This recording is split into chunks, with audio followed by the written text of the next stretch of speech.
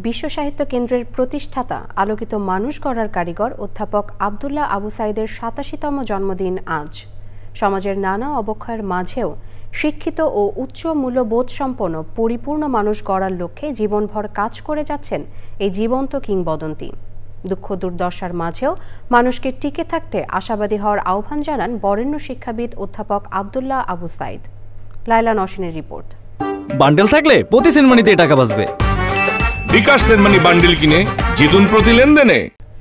আলোকের ঝর্ণাধারায় মানুষের ভেতরের অসীম সম্ভাবনাকে জাগিয়ে তরুণদের সংঘবদ্ধ জাতীয় শক্তি হিসেবে গড়ে তুলতে জীবনভর এক নিরলস প্রচেষ্টা তার। উচ্চ জীবনবোধ আর অসীম স্বপ্নবান এই গুণী বয়সের দিক থেকে কয়েক বছর আগেই অতিক্রম করেছেন রবীন্দ্রনাথকে।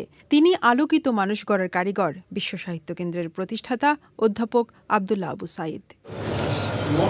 শিক্ষক, কবি, কথাসাহিত্যিক, প্রাবন্ধিক, নাট্যকার, টেলিভিশন উপস্থাপক, পরিবেশ আন্দোলনের সংগঠক। এক জীবনে এমন অনেক পরিচয় তার। র্যামন ম্যাগসেসে ও ২১ পদকে ভূষিত এই শিক্ষাবিদ ৮৬ বছর পেরিয়েও সকল বিপর্যয় কাটিয়ে আশার কথা বলতেই ভালোবাসেন। আমরা সবসময়ই কোনো না কোনো দুঃখ দুর্দশা, আবার আশা, ভালো কিছু এর মধ্যে দিয়েই যাই। এই যে দুঃখময় মনোভঙ্গি, এটাকে অতিক্রম করার জন্যই মানুষের আশাবাদী হয়ে ওঠা উচিত। আশাবাদ একটা অর্থহীন রঙিন স্বপ্ন নয়।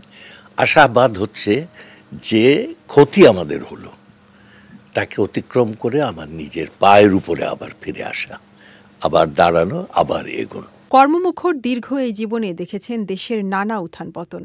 চারদিক যখন হতাশায় পর্যবসিত, তখনও স্বপ্ন দেখে যান তিনি। নিরন্তর স্বপ্নযাত্রার এত প্রাণ, এত গান আর এত প্রাণশক্তি কোথা থেকে পান হে গুণী?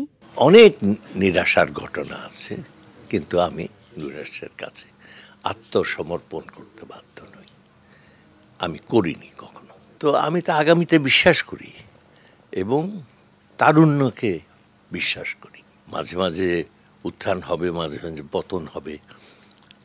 কেমন এটা রবীন্দ্রনাথের কবিতার মধ্যে আছে যে পতন অভ্যুদয় বন্ধুর পন্থা, যুগ যুগ ধাবিত যাত্রী। বয়স তার কাছে কেবল সংখ্যা। জীবনের শেষ দিন পর্যন্ত আলোকিত জাতি গঠনে কাজ করে যাওয়ার প্রত্যয়ী বহুমাত্রিক সৃজনশীল এই ব্যক্তিত্বের জন্মদিনে চ্যানেল আই পরিবারের অসীম শ্রদ্ধা ও ভালোবাসা। লাইলা নওশিন, চ্যানেল আই, ঢাকা।